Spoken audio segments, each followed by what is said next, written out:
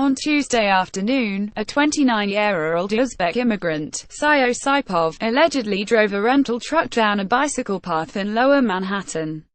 Saipov said he was inspired to carry out the attack by the Islamic State. 8 people, pedestrians and cyclists who were on the path, were killed and at least a dozen were injured before the driver left the vehicle with a paintball gun and pellet gun.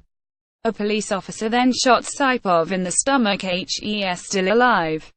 In the immediate aftermath of the attack, President Trump responded by calling for policy changes, including ending the diversity visa lottery program.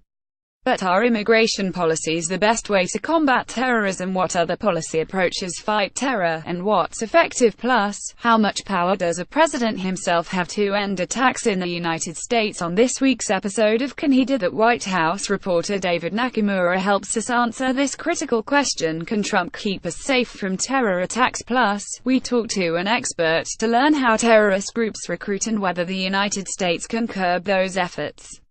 With an author and professor, we examine the extent to which presidents have power to influence counter-terrorism policy and prevent future attacks.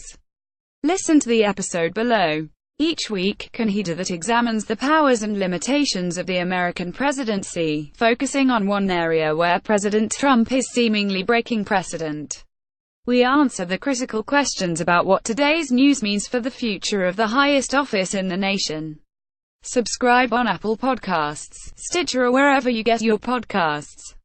The Washington Post and Live Nation will bring the Can He Do That podcast to a live audience at the Warner Theatre on November 7th. In this live taping, political reporters Bob Woodward, David Farenthold and Karen Tumulty will join host Alison Michaels to review the past year in President Trump's White House and the biggest moments that made people wonder. Can He Do That tickets can be purchased now at Live Nation. Attendees are eligible to receive a free 30-day basic digital subscription to The Washington Post.